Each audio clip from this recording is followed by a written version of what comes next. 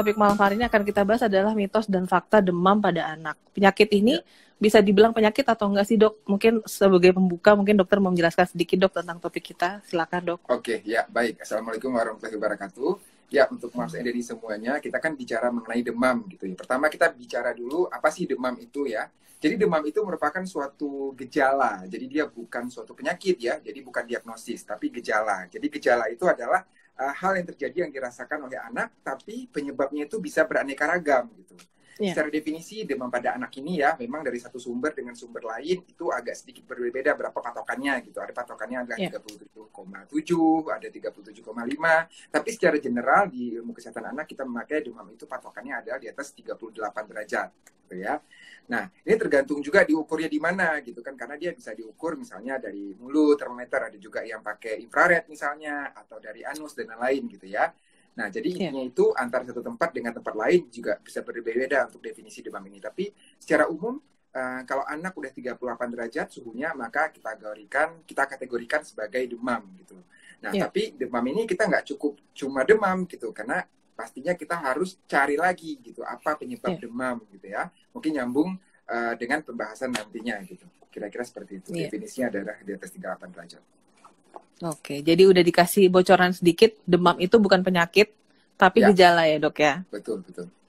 Nah, ini jadi salah kaprah ya, Dok, kalau dibilang demam tanpa gejala. Demam dengan gejala itu salah ya, Dok, penyebutannya ya, Dok? Ya, mungkin maksudnya adalah demam dengan gejala lain atau demam tanpa gejala lain ya, mungkin seperti itu. Iya. Baik, dokter. Nah, ini sebelum pertanyaan dari para moms terkumpul, saya pengen nanya-nanya dulu, Dok, sambil menunggu pertanyaan dari moms lengkap untuk tanyakan. Mitos yang paling banyak saya dengar adalah kalau demam itu tandanya anak mau pinter. Nah, ini sebenarnya benarkah peningkatan kemampuan anak tuh harus diikuti dengan penyakit, Dok?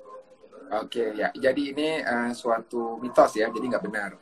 Kenapa? Karena demam itu kan tadi gejala gitu. Sementara penyebabnya itu bisa berbeda, tapi nggak berkaitan dengan fungsi kognitif gitu. Nah, sekarang kita masuk ke apa sih sebenarnya penyebab demam gitu. Berbagai macam, mulai dari hal ringan sampai yang berat ya. Hal yang ringan itu apa? Misalnya ada kondisi dehidrasi, misalnya anak kekurangan cairan gitu. Itu bisa menyebabkan anaknya demam gitu. Kemudian tumbuh gigi itu kan juga cukup sering pada anak ya, bisa menimbulkan demam walaupun biasanya demamnya nggak terlalu tinggi gitu. Atau kondisi lain kayak mulai dari infeksi ya, infeksi apapun gitu, mulai dari infeksi saluran nafas, saluran cerna, saluran kemih, infeksi pada darah, infeksi pada THT misalnya, saluran cerna. Nah, semua itu bisa menyebabkan gejala berupa demam gitu ya. Kemudian ada peradangan tertentu gitu, itu bisa juga menyebabkan gejala demam. Lebih jauh lagi pada kondisi yang jarang sekali ya, tapi ada juga gejala-gejala, misalnya ada penyakit keganasan pada anak, itu juga bisa bermanifestasi sebagai demam gitu. Jadi demam ini adalah suatu gejala dengan penyebabnya yang beraneka ragam gitu.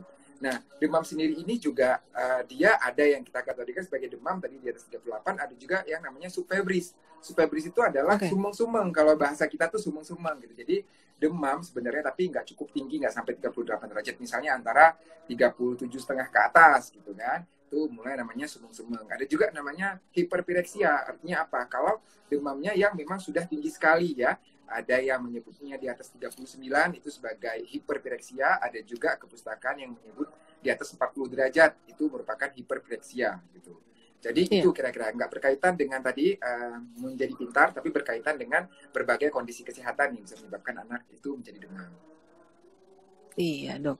Nah, ini kalau ngomongin soal demam juga dekat banget sama kejang demam. Apakah ini hal yang berbeda atau sebenarnya memang harus akan selalu diikuti dengan kejang demam itu, Dok? Oke. Ya, jadi kalau kita berbicara kejang demam itu berarti kan kejang pada anak yang didahului oleh atau disebabkan oleh kondisi demam gitu ya.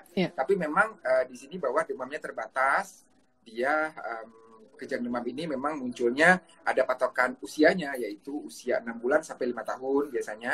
Kemudian tidak ada gejala-gejala lain yang mengarah kepada infeksi sistem saraf pusat misalnya, atau ada gangguan lain seperti gangguan elektrolit atau gangguan gula. Jadi benar-benar memang demamnya itu dipicu oleh karena kejangnya dipicu oleh karena kondisi demam yang tinggi.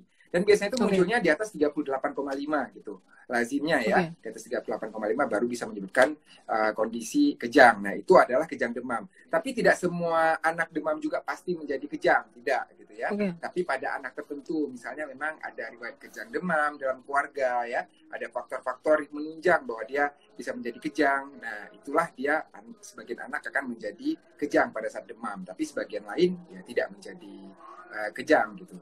Itulah kenapa Ya. juga demam pada anak ini juga nggak bisa kita sepelekan ya, walaupun tadi dia merupakan hanya suatu gejala, bukan penyakit. Tapi kalau kita nggak tangani dengan cepat dan tepat, gitu, selain membuat anaknya nggak nyaman ya, jadi dia jadi rewel, makan minumnya sulit. Nah, kadang-kadang yang kita takutkan adalah kalau sampai dia terjadi kondisi kejang demam ini, gitu. Makanya demam pada anak ini harus kita atasi dengan baik. Iya, iya, baik dokter. Ya. Nah, ini ditanya, ada pertanyaan dari dokter atau ini lagi suara azan? Ya, lagi suara azan ya. Iya. Saya set AC dulu sebentar. Iya, baik Panas. dokter.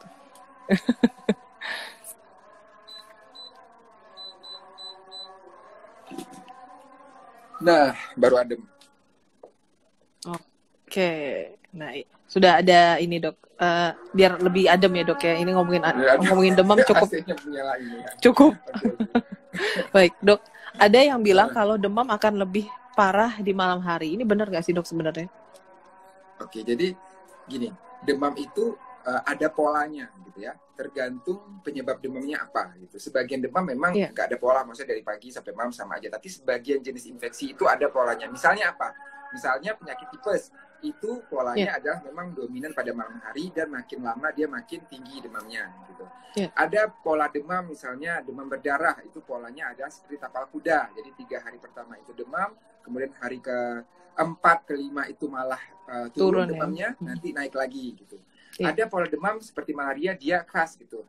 Tergantung pada siklus hidup malaria di darah. Jadi ada yang demamnya per 2 hari, ada yang per 3 hari gitu ya. Jadi memang ada jenis-jenis demam yang memiliki pola khusus gitu. Tapi ada juga yang tidak memiliki pola khusus gitu ya.